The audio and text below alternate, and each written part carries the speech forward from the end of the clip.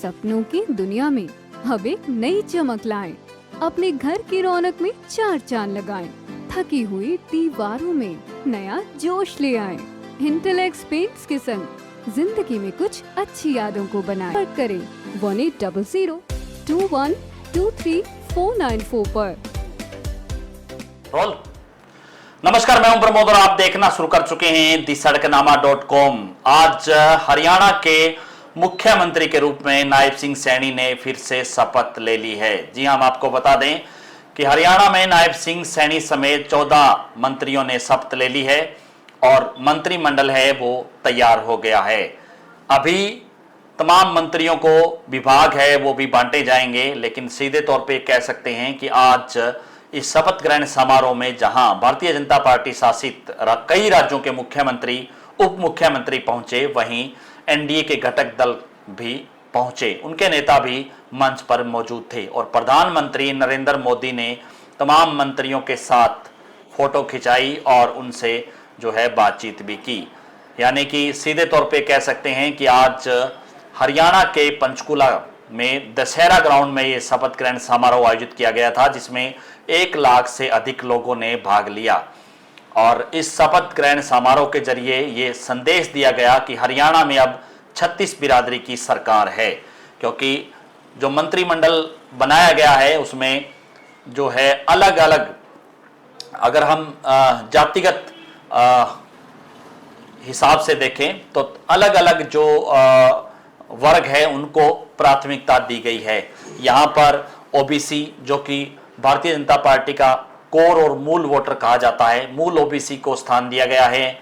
इसके साथ साथ अनुसूचित जाति वर्ग के 2 मंत्री बनाए गए हैं और अहीरवाल से क्षेत्र से 2 मंत्री है वो बनाए गए हैं। इसी तरह से जाट समुदाय को 2 मंत्री बनाए गए हैं। वैश्य चेहरा है वो भी शामिल किया गया है। ब्राह्मण और ठाकुर उनको मंत्री बनाया गया है और गुर्जर को भी जो है मंत्री में जगह दी गई है। यानी कि ये एक संतुलित जो मंत्रिमंडल है उसका जो है निर्माण है वो किया गया है, ये कह सकते हैं, क्योंकि भारतीय जनता पार्टी तीसरी बार हरियाणा में जो है सरकार बनाई है और पूर्ण बहुमत से सरकार है वो बन गई है। भारतीय जनता पार्टी ने पहले ही अपने सीएम चेहरे का अनाउंसमेंट कर दिया था, यानी कि पहले ही नायब सिंह सैनी जिनके नेतृत्व में चुनाव लड़ा गया और केंद्रीय गृह मंत्री अमित शाह ने यह ऐलान पहले ही कर दिया था कि नायब सिंह सैनी ही हरियाणा के मुख्यमंत्री होंगे और मुख्यमंत्री का चेहरा भी नायब सिंह सैनी ही थे। उन्होंने कई प्रमुख बातें भी कही, जिस तरह से हरियाणा में बिना पर्ची और बिना खर्ची नौकरी को लेकर के उन्होंने युवाओं से आह्वान किया था कि शपथ लेने से पहले युवाओं को नौकरी देंगे और काफ़ी जो है वैकेंसी के जो लिस्ट है वो आउट की गई और युवाओं को नौकरी भी मिली। सीधे तौर पे कह सकते हैं कि अब सरकार है वो काम करेगी, सुचारू रूप से काम है वो करेगी, ये उम्मीद की जा सकती है। इस मंत्रिमंडल में कौन कौन चेहरा शामिल किया गया है उसको लेकर के हम इस वीडियो में चर्चा करेंगे। सबसे पहले नायब सिंह सैनी, उनको फिर से मुख्यमंत्री बनाया गया है और लाडवा से विधानसभा पहुंचे हैं नायब सिंह सैनी। इससे पहले जो वन सरकार में वो करनाल से विधायक बने थे, उपचुनाव हुआ था लोकसभा चुनाव के साथ, और अनिल विज हैं उनको जो है फिर से नायब कैबिनेट में शामिल किया गया है। दूसरे नंबर पर अनिल विज ने शपथ ली है। इसके साथ साथ इसराना से विधायक कृष्णलाल पवार, जो पहले मनोहर लाल कैबिनेट में थे, अब नायब कैबिनेट में भी उनको जगह दी गई है। जो अनुसूचित जाति का बड़ा चेहरा है कृष्णलाल पवार, और राज्यसभा सदस्य थे। विधानसभा का चुनाव उनको लड़ाया गया और वो चुनाव उन्होंने इसराना सीट से जीता। उसके बाद राज्यसभा से उन्होंने इस्तीफा दिया। राव नरबीर सिंह, जो कि बादशाहपुर से चुनाव जीत करके विधानसभा पहुंचे हैं, उनको मंत्री बनाया गया है और बादशाहपुर जो कि गुरुग्राम जिले की सीट है, राव चेहरा हैं राव नरबीर सिंह। इसी हिसाब से महिपाल ढांडा, जो पानीपत ग्रामीण सीट से चुनाव जीत करके पहुंचे हैं, जाट समुदाय से आते हैं।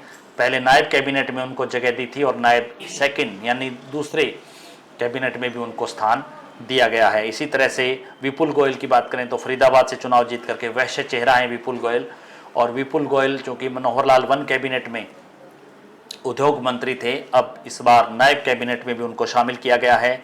अरविंद शर्मा जो कि रोहतक के सांसद थे पहले, और इस बार गोहाना से चुनाव जीत करके विधानसभा पहुंचे हैं। ब्राह्मण चेहरा है अरविंद शर्मा, जिनको फिर से जो है अब शामिल किया गया है नायब सिंह सैनी कैबिनेट में। श्याम सिंह राणा जो ठाकुर चेहरा हैं, रादौर से चुनाव जीत करके विधानसभा पहुंचे हैं, और श्याम सिंह राणा हैं मनोहर लाल वन सरकार में भी संसदीय सचिव थे, और अब उनको नायब कैबिनेट में भी शामिल किया गया है। रणबीर गंगवा जो मनोहर लाल सरकार में डिप्टी स्पीकर थे, उनको बरवाला से जो चुनाव जीत करके आए हैं, रणबीर गंगवा को, जो कि ओबीसी का चेहरा है, उनको नायब कैबिनेट में शामिल किया गया है। कृष्ण बेदी जो कि नरवाना से चुनाव जीत करके पहुंचे हैं, अनुसूचित जाति का चेहरा है कृष्ण बेदी, पहले मनोहर लाल कैबिनेट में राज्य मंत्री रहे हैं, अब फिर उनको नायब सिंह कैबिनेट में शामिल किया गया है।